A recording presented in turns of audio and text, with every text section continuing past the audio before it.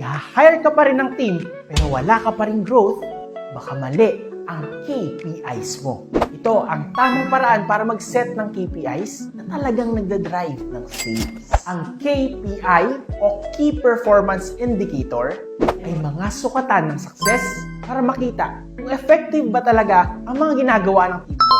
Para gumana yan, dapat nakabase sa input at output.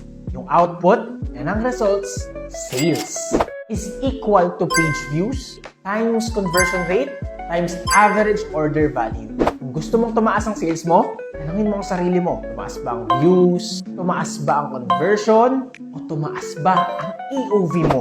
Pero syempre, hindi naman yan aangat mag-isa, kaya kailangan mo ng inputs. Gusto mo ng more views, ads, or organic post ka.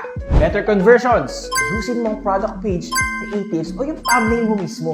Higher AOV, mag-bundle o mag-cross-sell ka across different platforms. Simple lang, di ba? Output shows the result.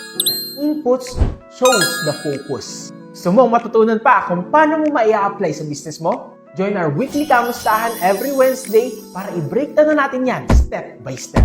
At kung